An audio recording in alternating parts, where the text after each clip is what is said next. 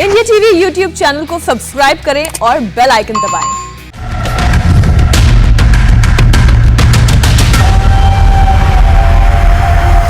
आप देख रहे हैं मुकाबला। नमस्कार, मैं हूं अजय कुमार। उत्तर प्रदेश के चुनाव दिनों दिन लगातार दिलचस्प होते चले जा रहे हैं। ऐसा लग रहा है जैसे कि राज्य की सियासी उलझने या रुझान लगातार एक दूसरे के साथ बढ़ती चली जा रही हैं।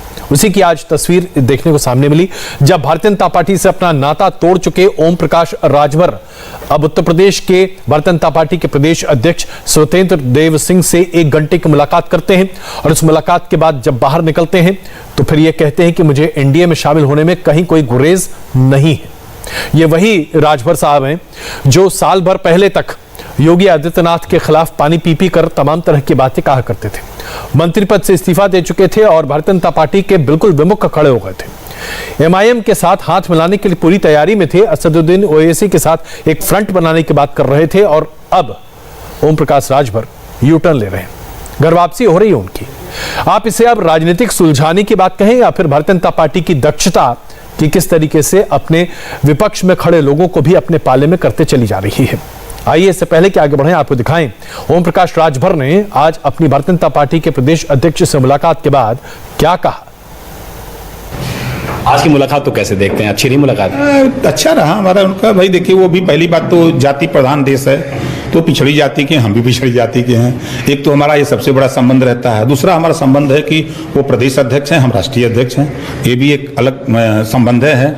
और हम वंचित समाज जो है देश में, चाहे वो किसी दल में हो, किसी पद पे हो, हम उनसे मिलते रहते हैं, उनसे बात करते रहते हैं, संबंध बना के रखते हैं। बीजेपी अगर आपकी मांगे मान लेती है तो ओवैसी साहब को मना लेंगे आप? बिल्कुल मना लेंगे। अगर ये मांगे मान ली जाए, आज मुसलमानों की भी गिनती हो जाए ओरिजिनल। समाजवादी पार्टी के अध्यक्ष अखिलेश यादव ने कहा कि अगर आपसे बातचीत हो जाए तो अच्छा रहेगा, छोटी छोटी पार्टियों के साथ हम गठबंधन करना चाहते हैं। अखिलेश जी को कुछ कहना चाहते हैं आप? स्वागत है, दरवाजा खुला है, कोई दिक्कत नहीं है। अखिलेश यादव के लिए दरवाजा खुला होने की बात कर रहे हैं, लेकिन मिलकर आते हैं भारतीय जनता पार्टी के प्रदेश अध्यक्ष से। यह भी कहते हैं कि भारतीय जनता पार्टी के प्रदेश अध्यक्ष पिछड़ी जाति के हैं, मैं भी पिछड़ी जाति का हूं। तो ये पूरा जातीय समीकरण क्या है? इस पूरे जातीय समीकरण में कौन सी पार्टी अपने आप को बड़े अच्छे तरीके से महफूज रखे है और किसके लिए हालत अभी मुश्किल बनते हुए दिख रहे हैं, इस पर करेंगे चर्चा। आप देख रहे हैं मुकाबला और आज हम चर्चा कर रहे हैं उत्तर प्रदेश में किस तरह से राजनीतिक दल अब अपने अपने किले को दुरुस्त करते हुए दिखाई दे रहे हैं, जिसमें भारतीय जनता पार्टी काफी तेज से आगे बढ़ती चली जा रही है। अगर आप ये देखें कि किस तरह से कहां कौन पार्टी खड़ी है, 2017 के विधानसभा के चुनाव में भारतीय जनता पार्टी को 40% वोट परसेंटेज मिला था और 312 सीटें हासिल हुई थी। उत्तर प्रदेश में तकरीबन 40% ओबीसी वोट है और ये सबसे बड़ा वोट बैंक है, जिसका सबसे बड़ा हिस्सा यानी कि तकरीबन 58% हिस्सा भारतीय जनता पार्टी के पाले में गया था। और ये अपने आप में प्रदर्शित करता है कि किस तरह से भारतीय जनता पार्टी ने अपनी बढ़त बनाई थी। समाजवादी पार्टी और कांग्रेस के गठबंधन के पास ओबीसी वोट का सिर्फ 18% पहुंचा था, जबकि बीएसपी के खाते में 11% ओबीसी वोट पहुंचे थे और 13% ओबीसी वोट अन्य पार्टी को खाते में गए थे। तो जिस पार्टी को सबसे ज्यादा ओबीसी का वोट मिलेगा वही उत्तर प्रदेश में अपनी सरकार बनाएगा, क्योंकि अगर आप जनगणना के आधार पर देखें तो तकरीबन 40 से 45% जनसंख्या ओबीसी की है आज उत्तर प्रदेश में। तमाम मुद्दों पर चर्चा कर रहे हैं राजभर जी के आने के साथ। क्या उत्तर प्रदेश में भारतीय जनता पार्टी के समीकरण में और ज्यादा इजाफा होगा? सलमनी त्रिपाठी जी, राजेश मिश्रा जी, घनश्याम तिवारी जी, एमएच खान साहब और संजय निषाद जी हमारे साथ जुड़ेंगे। चर्चा होगी, बस बन रही हमारे साथ। तुरंत वापस आते हैं और मुकाबला जारी है। आप देख रहे हैं मुकाबला और आइए अब चर्चा शुरू करते हैं उत्तर प्रदेश के चुनावी घमासान पर।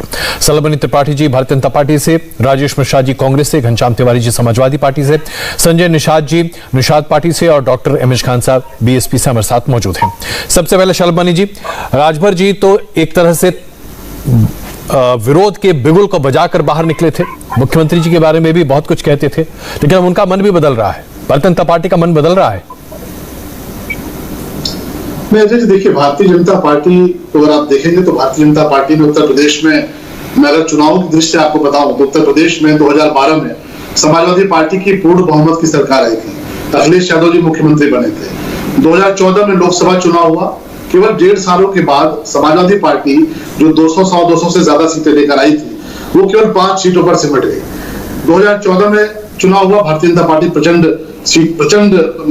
मतों के साथ आई और 2017 में भारतीय जनता पार्टी को प्रचंड बहुमत मिला। 2017 के बाद जो बाई इलेक्शन हुए उसमें भी भारतीय जनता पार्टी का प्रदर्शन बहुत शानदार रहा, और अभी जो पंचायत चुनाव हुए उसमें भी आपने देखा है कि भारतीय जनता पार्टी कितनी बड़ी ताकत के साथ पूरे प्रदेश में आपको नजर आई है। तो निश्चित तौर पर तमाम सारे ऐसे दल हैं, तमाम सारे हमारे ऐसे साथी हैं जो भारतीय जनता पार्टी से जुड़ रहे हैं। आप अगर देखेंगे तो देश में भी तमाम सारे, चाहे वो सिंधिया जी हो, चाहे वो जितिन प्रसाद जी हो, पिछले कुछ दिनों में तमाम तो वो लोग हैं जिनको आप दूसरी जगह से ले आए हैं।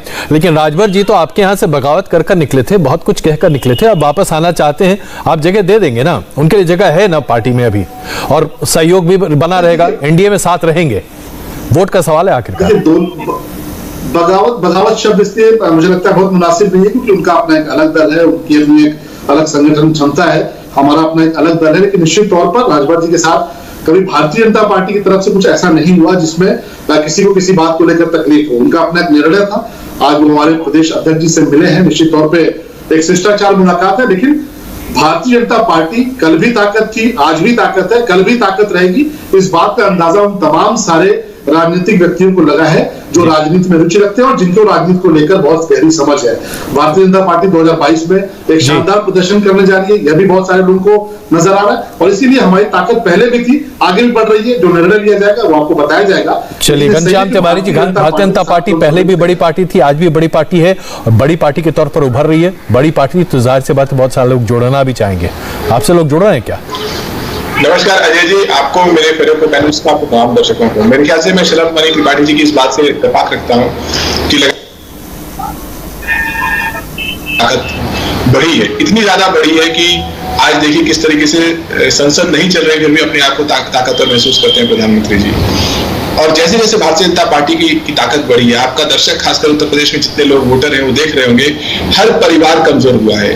ये इसका क्या कारण है कि जैसे जैसे भारतीय जनता पार्टी की ताकत बढ़ती है, देश का आम गरीब आदमी, आम किसान, महिला, युवा कमजोर होता है। जितने लाख लोगों को इन लोगों ने रोजगार देने की बात की थी, उतने लाख युवाओं को अब तक लाठियां दे चुके हैं। जितने लोगों को इन लोगों ने किसानों की आय डबल करने की बात कही थी, उसके 1% भी किसान ऐसे नहीं है उत्तर प्रदेश में जिन्होंने की आय दुगनी हुई है। तो मुझे लगता है कि चुनाव सिर्फ खोखली ताकत के ऊपर नहीं लड़ा जाता है। खोखली ताकत है भारतीय जनता पार्टी अव्वल है। आपने देखा किस तरीके से चीर हरण करके। घनश्याम तिवारी जी, ये तो देखिए ना, तमाम पार्टियां जोड़ने की कोशिश कर तो रही है ना उनसे।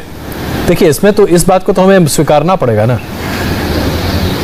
देखिए मैं वही कह रहा हूं कि जो चीर हरण करके, अपहरण करके, लाठी डंडे बम गोलों से किस तरह का जुड़ाव है। आप पंचायत चुनाव हार जाते हैं, आपकी सांसद के ऊपर आरोप लगता है, आपके विधायक के ऊपर आरोप लगता है, एसपी को थप्पड़ मारा जाता है और प्रधानमंत्री आपको शाबाशी दे रहे हैं। ये किस तरह की ताकत की निशानी है? क्या ये लोकतंत्र में विश्वास की निशानी है? हर वह व्यक्ति जिसके बच्चे को वो रोजगार नहीं मिला है या जिसने रोजगार खोया है, हर वो किसान जिसकी आय दुगनी होने की जगह आधी हो गई है, हर वो परिवार जिसने जो ऑक्सीजन के लिए तड़पा है, वो इनको उखाड़ फेंकेगा। इनके अहंकार। अंतिम बात कहना चाहता हूं, भारतीय जनता पार्टी उत्तर प्रदेश में 3 कारणों से जाएगी। एक ठकुराई, दूसरी महंगाई और तीसरी ढीठाई।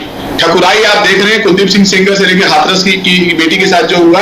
महंगाई, चाहे वो पेट्रोल की डीजल की कीमत हो या फिर खाने की नमक तेल की कीमत हो, और ढीठाई की ऑक्सीजन सबको उपलब्ध था, बेड सबको उपलब्ध था, जॉब उपलब्ध है। 3 बातें कही है, बड़े अच्छा स्लोगन है ये।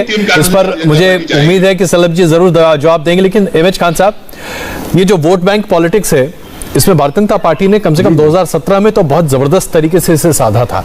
हमने देखा कि किस तरह से जाटव वोट बैंक में भी 2017 में सेंध लगा दी गई थी। इस बार भी तैयारी पूरी है। अपना वोट बैंक बचा रहे हैं या आपको लगता है कि जनाधार खिसकेगा? नहीं, हमारा जनाधार खिसकना नहीं, हमारा जनाधार बढ़ेगा। अब सवाल इस बात का है, शरद मणि त्रिपाठी जी बता रहे हैं कि ये हमने कर दिया, वो हमने कर दिया, ऐसा कर दिया, वैसा कर दिया, तो इन सबको इकट्ठा करने की जरूरत क्या है? आप चुनाव तो ऐसे जीत जाएंगे, सारा काम कर दिया, रामराज आ गया है। 2017 में पेट्रोल डीजल का दाम क्या था, 2021 में क्या है, 2022 में क्या होगा? महंगाई चरम सीमा पर पहुंच चुकी है। चाहे दलित समाज हो, चाहे पिछड़ा वर्ग हो, चाहे अपर कास्ट हो, सारे लोग इस महंगाई से त्रस्त हैं। महंगाई से कोई अछूता नहीं है।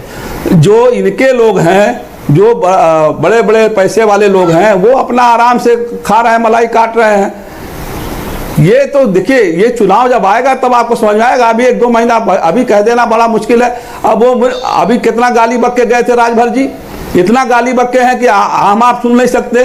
अब वही राजभर जी जा रहे हैं मिलने के लिए, तो कोई ना कोई धमकी, कोई ना कोई प्रलोभन, कोई ना कोई लालच दी गई होगी ना, तब वो गए हैं मिलने के लिए। वो भी गए, मन भी तो बदल सकता है ना खान साहब, मन बदल गया उनका। आपके यहाँ भी तो कई लोग जुड़ते हैं आपसे जी जी, आपके यहाँ भी लोग जुड़ते हैं जब मन बदल जाता है। राजभर जी का भी मन बदल रहा है। मन बदल सवाल जनता पूछेगी कि मन कैसे बदला, कैसे तुम मंत्रिमंडल से बाहर आए थे, कैसे तुम्हारा क्या मन बदल गया, पेट्रोल का दाम 30 रुपया हो गया, डीजल का दाम 20 रुपया हो गया, क्या महंगाई कम हो गई। राजभर से सवाल उनके समाज पूछेगा तो वो स्थिति नहीं बन पाएगी। चलिए एक छोटा जवाब सलभ जी दे दीजिए, छोटा जवाब दे दीजिए, फिर मैं राजेश जी के पास चलूंगा। सलभ जी छोटा जवाब प्लीज सर।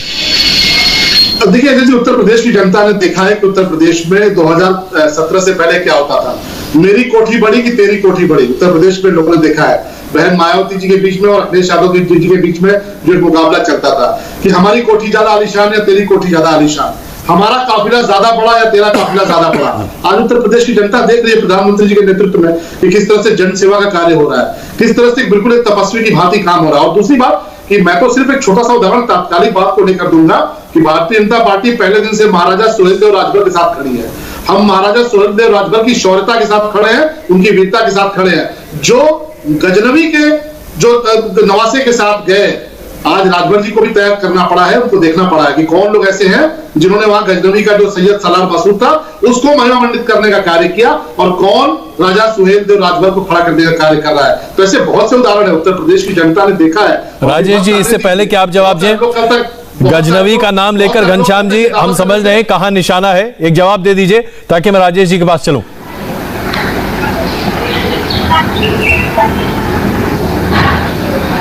डिस्कनेक्ट हो गया था। अच्छा चलिए तब तक हम आपको कनेक्ट कर रहे हैं। इस बीच में हम राजेश जी आपके पास चले। राजेश जी आपके बारे में तो बार बार सभी कह रहे हैं कि चाहे जातीय समीकरण का आधार हो या बाकी, न 3 में न 13 में आप कहीं खड़े नहीं हो रहे।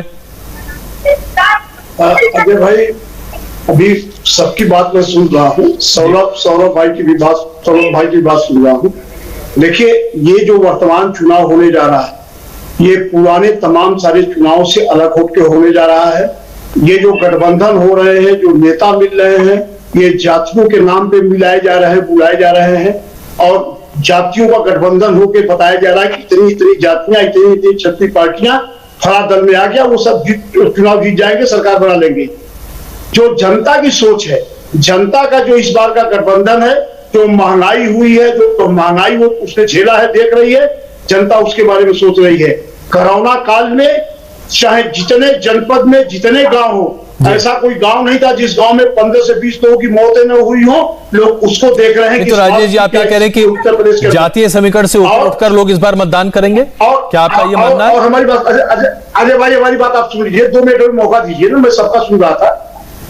कोरोना काल हो, बेरोजगारी हो, नोटबंदी के बाद से और कोरोना काल में जिस तरह लोग बाहर से पलायन करके पूर्वी उत्तर प्रदेश और उत्तर प्रदेश में आए हैं, अपनी नौकरी रोटी और रोजी को छोड़ के, आज भी उनको नौकरी नहीं मिल रही है, सब लोग बेरोजगार होकर घरों पे पड़े हैं। उसमें हर जात के लोग हैं, हर मजहब के लोग हैं। आप मुझे सिर्फ इतना जवाब दे दीजिए, क्या आप ये मानते हैं, क्या कांग्रेस मानती है कि जातीय समीकरण बिल्कुल बेमायने रहेगा, कहीं कोई मायने नहीं उसका? देखिए इस चुनाव में मैं बोल रहा हूँ, इस चुनाव में जो वर्तमान चुनाव है, इस चुनाव में लोगों की इतनी ज्यादा मुश्किलें और दिक्कतें हैं कि जाति गणना और जात के नाम पर वोट मांगना ये बेईमानी सिद्ध हो जाएगी, आप देखिएगा। चलिए इसका जवाब संजय निषाद जी से ले लेते हैं। संजय निषाद जी, क्या आपको लगता है कि जातीय समीकरण इस बार उत्तर प्रदेश के चुनाव में कुछ है ही नहीं? अगर ऐसा होता तो तमाम राजनीतिक दल अपने जातीय समीकरण को मजबूत क्यों करते? संजय निषाद जी।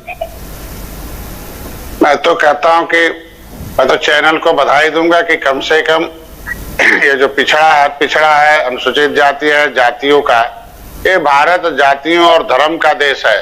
संविधान में जाति प्रमाण पत्र देने का स्थान है, कमिश्नर है, आयोग बना हुआ है, पिछड़ा वर्ग आयोग, अनुसूचित जात आयोग। तो जातियों का यहाँ जातियों का भंडार है। जातियों के आधार पर पिछली सरकारों ने क्या नंगा खेल किया इसको सब मालूम है।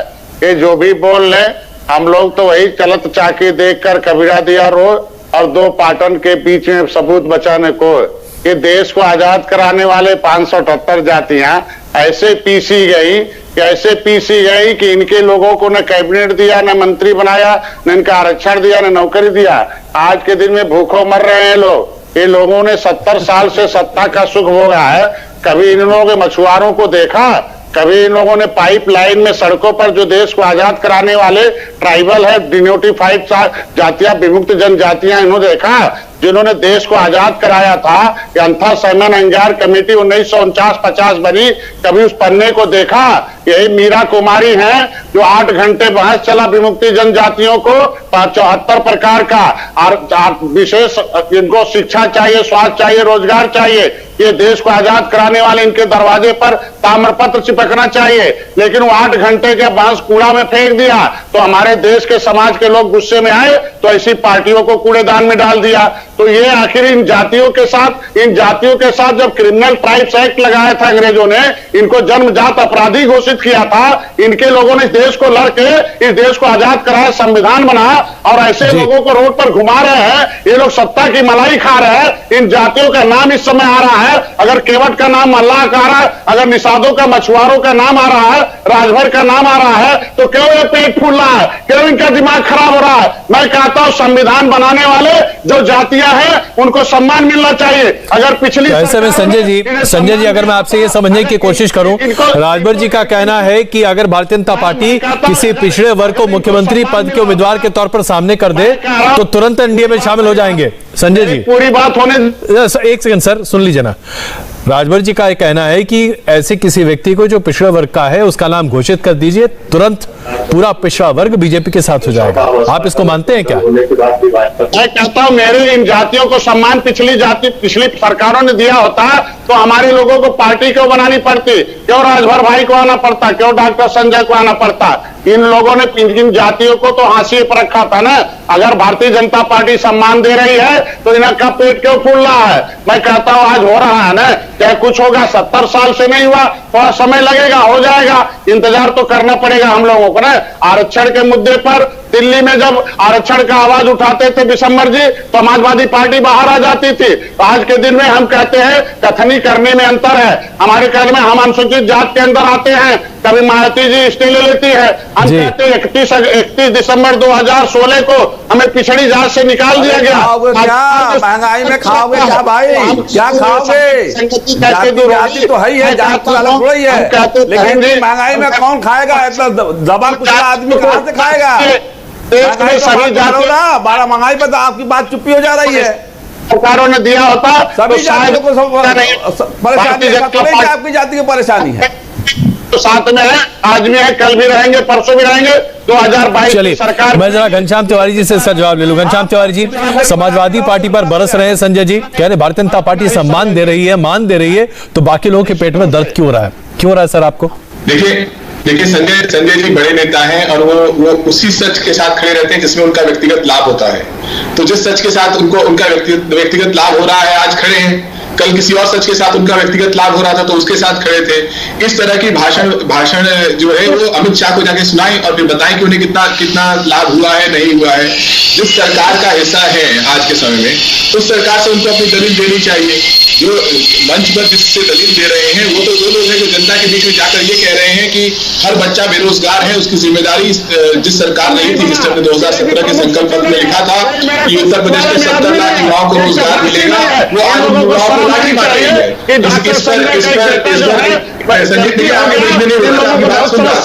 इस तरीके से चिल्लम चिल्ली से बहस कर रही है। कि जो बोलिए सदन में अगर इंजीनियर परवीन निषाद आवाज उठा रहे हैं तो इनको दर्द क्यों हो रहा है? हम व्यक्तिगत लाभ की बात करते हैं, कौन इसमें बैठा है? व्यक्तिगत लाभ की बात नहीं करता है, कौन समाज की बात करता है? ऐसे नहीं होता। में अंतर होना। आप अपनी बात रखिए, मैं अपनी बात रख देता हूँ। आपको जिस सच से लाभ होता है आप उसके साथ खड़े हो जाइए, लेकिन उसकी आड़ में प्रदेश के युवाओं के साथ अन्याय मत कीजिए, किसानों के साथ अन्याय मत कीजिए, बेटियों के साथ अन्याय मत कीजिए। आज जिस सरकार ने इस देश में हर घर के युवा को रोजगार कर। एक सेकंड संजय जी, एक सेकंड संजय जी, सलमणि त्रिपाठी जी जवाब दीजिए। सलमणि त्रिपाठी जी प्लीज जवाब दीजिए। घनश्याम जी बहुत सारे सवाल आपके ऊपर खड़े कर रहे हैं। सलमणि जी। बहुत दुर्भाग्यपूर्ण है कि संजय निषाद जी ने अपना पक्ष रखा। संजय निषाद हो, प्रवीण निषाद हो, ये लोग सेल्फ मेड लोग हैं। संघर्षों से आए हुए लोग हैं, चाहे ओम प्रकाश राजभर हो, वह भी संघर्षों से आए हुए लोग हैं। कैसे उनको अपमानित करने का प्रयास वो लोग करते हैं जो परिवारवादी व्यवस्था से आए हुए लोग हैं। अभी तत्काल समाजवादी पार्टी के प्रवक्ता ने उनका अपमान करना शुरू कर दिया, अभी एमएच खान साहब ने उनका अपमान करना शुरू कर दिया। तो इनको ऐसे जो पिछड़ी जातियों से आने वाले लोग, चाहे जो शेड्यूल कास्ट से आने वाले लोग, इनको स्वीकार नहीं है जो अपनी क्षमता के दम पर आगे आए हैं राजनीति में, चाहे वो संजय निषाद हो, चाहे वो ओम प्रकाश राजभर हो। ये वो लोग आज इनके देखिए आईपी सिंह के प्रवक्ता हैं, वो ओम प्रकाश राजभर जी के बारे में तमाम सारी बातें किए जा रहे हैं। यहाँ पे घनश्याम भाई हैं, घनश्याम भाई संजय निषाद जी को टारगेट किया जाए, क्यों? क्योंकि वंचित समाज से आने वाले ये वो लोग हैं जिन्होंने अपने दम पर अपनी जगह बनाई है। संजय निषाद ने अपनी जगह खुद बनाई है, कोई परिवारवादी व्यवस्था में नहीं आए हैं। प्रवीण निषाद ने अपनी जगह खुद बनाई है, वह किसी परिवारवादी व्यवस्था से नहीं आए हैं। ओम प्रकाश राजभर जी ने अपनी जगह खुद बनाई है, वह भी किसी परिवारवादी व्यवस्था से नहीं आए और न किसी प्राइवेट लिमिटेड पार्टी से आए हैं। अगर आज ऐसे लोगों को प्रतिनिधित्व मिल रहा है, उनको उनका हक मिल रहा है, तो क्या कारण है कि समाजवादी पार्टी है, कांग्रेस है और हमारे एमएच खान साहब को बहुत तकलीफ हो रही है? खान साहब, प्राइवेट लिमिटेड पार्टी को बहुत तकलीफ हो रही है सर। लोग हैं खान साहब, प्राइवेट लिमिटेड पार्टी को बहुत तकलीफ हो रही है सर। अब ये देखिए, ये इनका घमंड बोल रहा है, ये सर मल्लिक त्रिपाठी जी का घमंड बोल रहा है। तो घमंड तो किसी का नहीं रहा है। हमने तो कभी नहीं कहा कि दलितों का हक छीन लिया जाए, हमने तो कभी नहीं कहा बैकवर्ड का हक छीन लिया जाए, हमने तो कभी नहीं कहा कि अपर कास्ट का हक छीन लिया जाए। हमने तो उठाया सवाल कि ये महंगाई से सारे लोग त्रस्त हैं, कौन नहीं त्रस्त है? जब मंत्रिमंडल बढ़ रहा था तो यही संजय निषाद आगे पीछे दौड़ रहे थे, मंत्रिमंडल में जगह तो नहीं पाए बेचारे। क्या सम्मान किया आपने? आज यहां आप बैठकर खाली उनकी चापलूसी कर दीजिएगा तो उनका सम्मान हो जाएगा? नहीं, उसके समाज को समायोजित करना पड़ेगा। हमारी पार्टी का नारा है सर्वजन हिताय सर्वजन सुखाय, जिसकी जितनी संख्या भारी उसकी उतनी हिस्सेदारी। आप हिस्सेदारी क्यों नहीं देते हैं? राजभर जी क्यों भागे आपके साथ? आप तो गाली क्यों बक रहे थे? आज 3 साल से गाली बक रहे हैं राजभर जी, आज आपके मुंह से बड़ा फूल निकल रहा है। क्यों? क्योंकि वो आपके पार्टी में, हम फिर कह रहे हैं वही बात, कोई न कोई लालच, कोई न कोई प्रलोभन, कोई न कोई चीज दी गई है, तब आप इस तरह के भाषण दे रहे हैं। महंगाई से किसी का दामन बचा नहीं है, चाहे सलम मणि त्रिपाठी हो, चाहे एमएच खान हो, चाहे घनश्याम तिवारी हो, खान साहब, चाहे निषाद जी हो। आपने अभी संजय जी के बारे में टिप्पणी की तो उसका जवाब ले लेते हैं। जाति तो कल संजय जी आएंगे क्या आप योगी सरकार के आगे पीछे भाग रहे थे मंत्रिमंडल के लिए, आपको नहीं जगह दी गई? इतना तिरस्कार हुआ आपका? के लिए भाग रहा हूं, आज भी भाग रहा हूं, हो जाएगा। अभी 6 महीना है, 6 महीना हमने इनको 70 साल दिया है, हम 2 साल से हैं। हम आज के दिन में कोरोना 1.5 साल से चल गई है, अब दुनिया विश्व महामारी हो गई है। किसी मुद्दे को हल करने के लिए सिस्टम चाहिए, हम लोग बैठ के हल कर रहे हैं। तो मेरा मुद्दा है, इनको कह दीजिए ये लोग मत बोले, कैसे हल कराएंगे मैं जानता हूँ। ये लोग बेईमान लोग हैं, ये बेईमान सामाजिक बेईमान लोग हैं। अरे भाई, आपकी समस्या के लिए हम लोग लड़ रहे हैं, सारे समाज का वोट ले लिया, बहुजन समाज पार्टी लड़ रही है आपकी समस्या के लिए। आपकी समस्या के साथ खड़े हैं, आपकी समस्या के खिलाफ नहीं है, आपकी समस्या के साथ खड़े हैं। आज के दिन में बहुजन समाज पार्टी आपकी समस्या के साथ खड़ी है। आपको हक दिला के रहेगी बहुजन समाज पार्टी, हक दिलाया इसके पहले भी, आपको सत्ता में भागीदारी दिया है, भागीदारी फिर देंगे। आप परेशान क्यों हो रहे हैं? आप निषादों से हाथ खींचिए। आप ये जुमला बाज लोग जो कह रहे थे 15 लाख जाएगा, ये जुमला कहने वाले लोगों से हाथ खींचिए, तब आपको सम्मान मिलेगा। 2 करोड़। चलिए यहाँ पे जरा राजेश जी को शामिल करो। राजेश जी, प्रियंका गांधी ने पिछली बार 2017 में बहुत कोशिश की थी दलित समाज को अपनी तरफ आकर्षित करने के लिए, इस बार भी बहुत यात्राएं करने की बात कर रही हैं, लेकिन क्या उसमें कोई सफलता मिलेगी? क्योंकि सफलता तो भारतीय जनता पार्टी के पहले में ज्यादा दिख रही है, लेकिन निषाद जी तो खुलेआम कह रहे हैं हम बीजेपी के साथ रहेंगे। आप संजय निषाद जी को ये यदि भ्रम हो जाए कि सारी निषाद समाज, मल्लाह समाज उन्हीं के साथ है, तो मैं इसमें बोल नहीं सकता। ये उनका हो सकता है, उनको विश्वास हो। इसी बनारस के अंदर, इसी पूर्वांचल के तमाम जनपदों में अजय भाई, जब मैं सांसद था बनारस में, 6 महीने आंदोलन लगातार मैंने मल्लाह समाज का चलाया था। आप बनारस के किसी मल्लाह से चर्चा करेंगे, वो किसी दल का हो, मैं दल की बात नहीं कर रहा हूं, मैंने चलाया था और उनकी समस्या का निदान कराया था। और आज मुझे ये कहते हुए गर्व महसूस होता है कि बनारस का एक निषाद समाज का व्यक्ति हमसे जुड़ा हुआ है, हमारे साथ है। ये मैं नहीं कह रहा हूं कि क्या लाभ होगा क्या नुकसान होगा। मेरा ये मानना है कि महंगाई का असर हर जात पे पड़ा है, कोरोना का असर हर जात पे पड़ा है, बेरोजगारी का असर हर जात पे है, जो नोटबंदी हुई उसका असर हर समाज पे पड़ा है, और बेकारी और बेरोजगारी से हर व्यक्ति परेशान है। महंगाई से कोई छोटा हो या कोई बड़ा हो, कोई दलित हो या कोई अगड़ा हो या कोई पिछड़ा हो, सब परेशान है। नेता अपने जात की बात अपने लिए कह सकता है कि इतना वोट मेरे जात का है, मैं दिलाऊंगा, मुझे उसका लाभ मिलेगा। लेकिन यही मैं बार बार कह रहा हूं कि आज उत्तर प्रदेश के जो हालात हैं, हर व्यक्ति उससे परेशान है और सारे समीकरण, सारे गणित ये फेल हो जाएंगे इस चुनाव में। सलम अली जी, सारे समीकरण गलत और गणित फेल हो जाएंगे। यहां तक कि प्रधानमंत्री के संसदीय क्षेत्र में भी कांग्रेस के प्रवक्ता कहते हैं कि उनका दबदबा कहीं ज्यादा है। सलम अली जी, आज महंगाई से मैं तो सिर्फ इतना कहूंगा कि 10 महीने रेल बंद रही, सरकारी दफ्तर बंद रहे, टोल टैक्स बंद रहा, सरकार की सारी कमाई बंद रही, तो उसके बावजूद हमारे सरकारी कर्मचारी भाइयों को घर बैठे वेतन मिलता रहा, देश के हर गरीब को मुफ्त में राशन मिलता रहा, सेना को अत्याधुनिक हथियार मिलते रहे, चीन को करारा जवाब मिलता रहा, कोरोना की वैक्सीन मुफ्त में मिलती रही। लेकिन तमाम जो कुंठित लोग हैं वो सिर्फ बैठकर भूख फैलाने का काम करेंगे। तो देश और प्रदेश की जनता जानती है कि किसने कोरोना की वैक्सीन मुफ्त दी, किसने मुफ्त राशन दिया, किसने देश और प्रदेश की जनता को सम्मान से जीने का अधिकार दिया। ये परिवारवादी पार्टी नहीं है, भारतीय जनता पार्टी आम लोगों की पार्टी है, आम कार्यकर्ताओं की पार्टी है, प्राइवेट लिमिटेड पार्टी नहीं है। और इसीलिए 2022 में जब 300 से ज्यादा सीटें लेकर भारतीय जनता पार्टी वापस आएगी सत्ता में। आज ये समाजवादी पार्टी ने दफ्तर खो दिए हैं, गठबंधन करने को तैयार है, पर कोई गठबंधन करने नहीं आ रहा। राहुल गांधी की दिल्ली में चाय नाश्ता करा रहे हैं, कोई जीरो आगे लगा दिया। लेकिन भारतीय जनता पार्टी जो ताकत है इसका हर व्यक्ति देख रहा है। इसलिए चलिए घनश्याम जी से एक सवाल ले लेता हूं। घनश्याम जी, समाजवादी पार्टी हर किसी से गठबंधन करना चाहती है, लोगों को कहती है कि मिलकर आइए, लेकिन समाज राजेश जी प्लीज, राजेश जी प्लीज एक मिनट सर एक मिनट जरा आपकी हम आवाज सुनेंगे अभी घनश्याम जी की। घनश्याम जी, अखिलेश जी कह रहे हैं कि सबको मिलकर चुनाव लड़ना चाहिए, भारतीय जनता पार्टी को हराना चाहिए, लेकिन मैं 2017 के कुछ आंकड़े देख रहा था, उस वक्त जो रिव्यूज आ रहे थे उसमें एक्सिस ने जो सर्वे किया था उसके आधार पर 58% ओबीसी वर्ग का वोट मिला था भारतीय जनता पार्टी को और सिर्फ 16 से 18% वोट समाजवादी पार्टी को मिला था, और वो तब जबकि कांग्रेस के साथ गठजोड़ में थे। बहुत दिक्कत हो जाएगी आपके लिए, कोई आ नहीं रहा आपके पास, जैसा कि सलम जी कह रहे हैं। दो बातें कहूंगा। एक तो हर चुनाव की एक धार होती है जी, इस चुनाव की धार है जनता का गुस्सा। जिस पार्टी ने कहा 70 लाख युवाओं को रोजगार देंगे, आज युवाओं की प्रॉपर्टी आदित्यनाथ के साथ युवाओं को धमकाने वाला मुख्यमंत्री उत्तर प्रदेश में रहेगा, उखाड़ फेंकेंगे उत्तर प्रदेश के युवा उनको।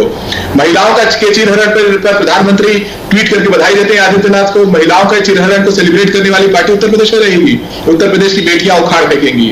और ये भी शरद मणि त्रिपाठी जी कह रहे थे संजय निषाद जी को, मैं इतना याद दिलाना चाहता हूं, डॉक्टर संजय निषाद जी को और उनके पुत्र को समाजवादी पार्टी ने सम्मान दिया। यही डॉक्टर संजय निषाद कुछ दिन पहले टीवी पर आंसू बहा रहे थे। किसके लिए आंसू बहा रहे थे? समाजवादी पार्टी के लिए नहीं, भारतीय जनता पार्टी के कारण आंसू बहा रहे थे। तो इसीलिए मैंने कहा कि सच का वो वर्जन जो इनको व्यक्तिगत लाभ देता है उसके साथ खड़े हो सकते हैं, लेकिन इस चुनाव की धार है हर युवा, हर महिला, समूचा उत्तर प्रदेश, कोई एक जाति, कोई एक धर्म इस चुनाव की धार नहीं है। सत्ता आपके हाथ में थी, 70 साल का दर्द मेरा आंसू निकल रहा था, कभी नहीं दर्द निकल रहा था, 70 साल का संविधान हमने बनवाया है। आप लोग भूल गए संविधान हमारे पुरखों ने बनवाया है, हमारे पुरखों ने बनवाया है।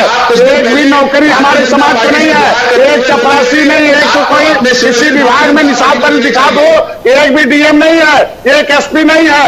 मेरा समाज कोई रो रहा है, संविधान हमने बनवाया है, हमने बनवाया, ये गलत बात है।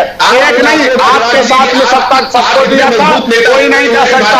20 साल से हाथी साइकिल थी, कभी निषादों को नहीं याद आई और जाति याद नहीं आई, खाली दरोगा उनके रहे। हम कहते हैं खाली देखो ईमानदारी से बात करिए, हमसे ईमानदारी से हम लोगों ने ईमानदारी से बात करिए। हम इंजीनियर परवीन निषाद की बात नहीं करते, हम ईमानदारी से वोट दिए थे कांग्रेस को 70 साल तक, ईमानदारी से वोट दिए थे सपा को, ईमानदारी से वोट दिया था बसपा को, क्या ईमानदारी से उन लोगों ने इन जातियों का हिस्सा दिया था?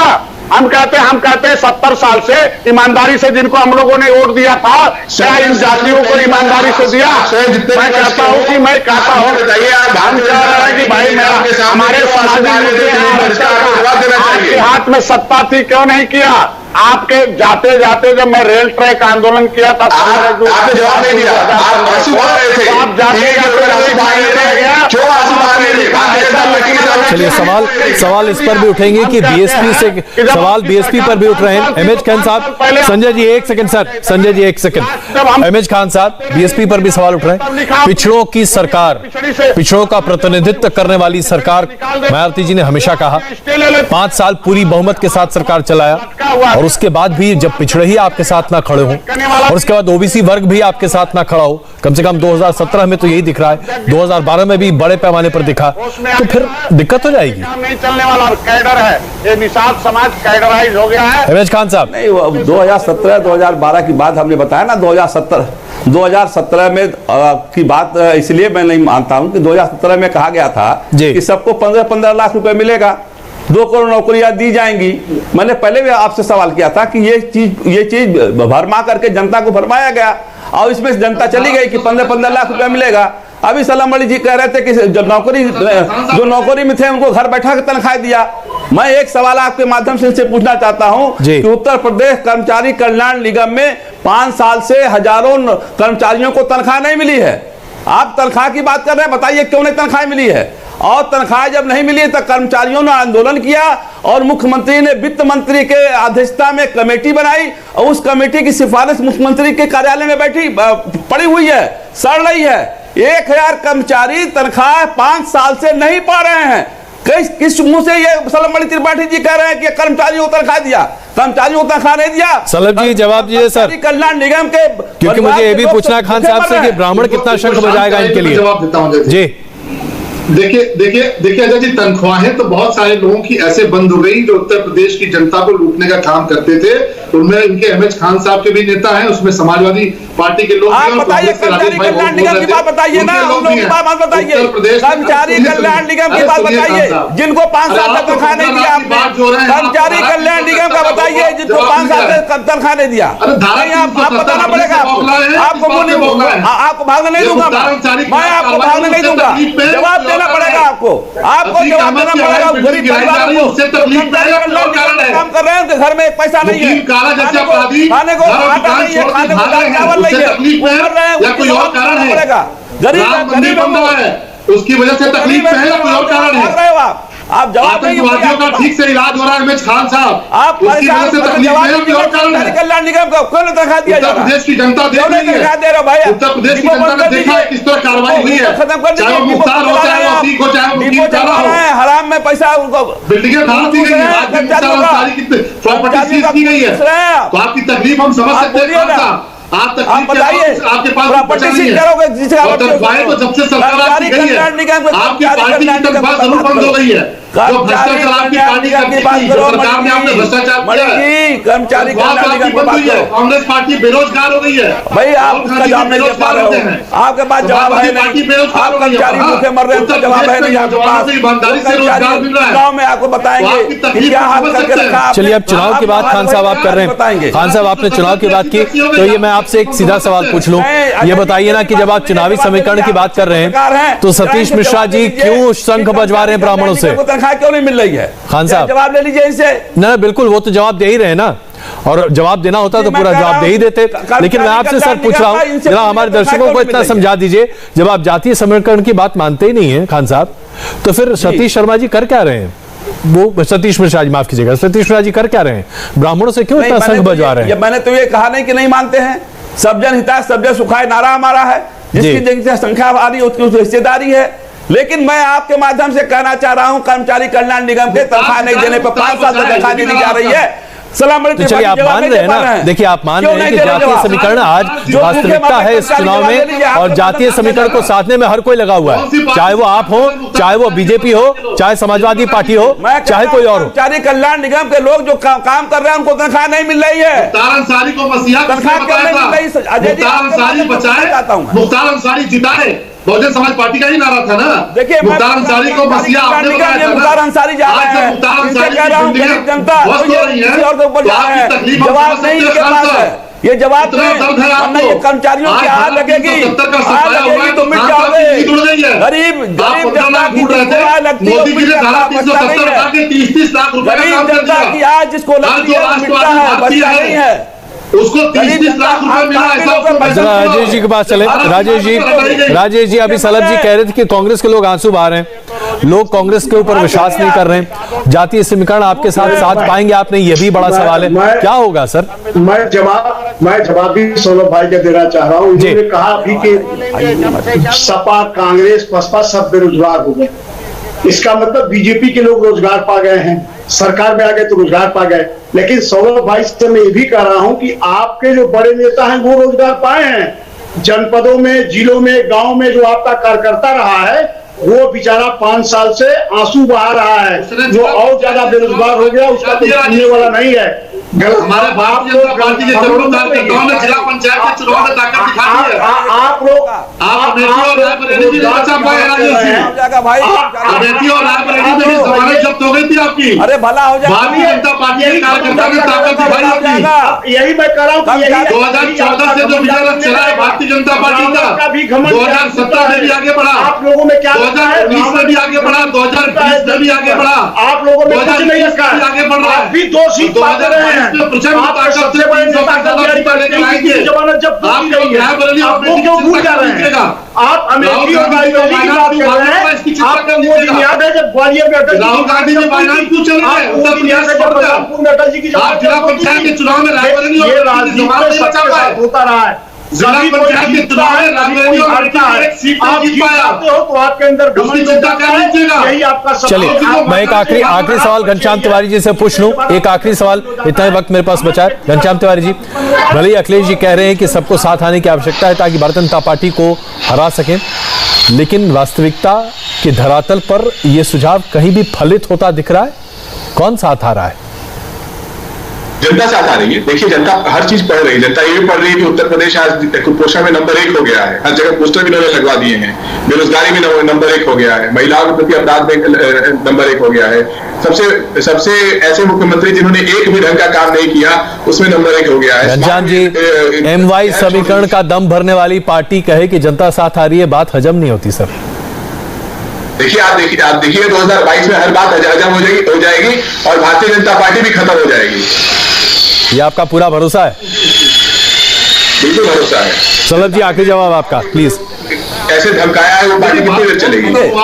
भारतीय जनता पार्टी से सवाल पूछ लेंगे आप। 2017 में जीत कर आए थे और 2012 में जीत कर आए थे और 2014 में इनोवा पार्टी इनोवा पार्टी मतलब एक ही परिवार के 5 लोग। मैं तो ये कह रहा हूँ ओबीसी समाज के जो लोग हैं, यादव समाज के भी जो लोग हैं, उनको भी पता है कि सैफई परिवार का यादव अगर होंगे तभी उनको मिलेगा। अच्छा सलभ जी मेरे पास 1 ही मिनट बचा है।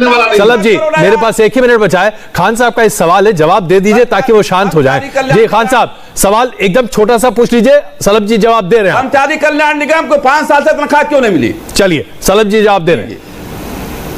देखिए खान साहब को पता नहीं है, कर्मचारी कल्याण परिषद का सारा निस्तारण हो चुका है, सबको तनख्वाह मिल चुकी है, पर ये अभी 3 साल पीछे के काल में जिए हैं, इसलिए वही झूठ कराने का प्रयास कर रहे हैं। एक भी मामला आपके समक्ष से बात नहीं आया, झूठ बोलने का आप कर नहीं सकते। उत्तर प्रदेश में सभी को बिल्कुल तनख्वाह मिल रही है, सभी सब खुश हैं और इसीलिए मैं आप सबका धन्यवाद करता हूं। इस चर्चा में आप सब हमारे साथ शामिल हुए, इसमें बहुत धन्यवाद।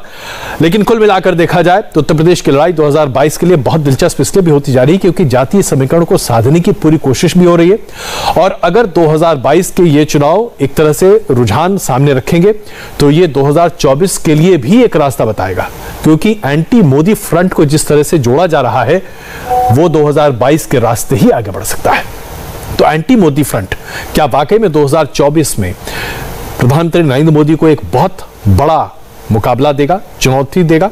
इस पर हम चर्चा करने जा रहे हैं कुरुक्षेत्र में। बड़ी बहस 6:20 पर।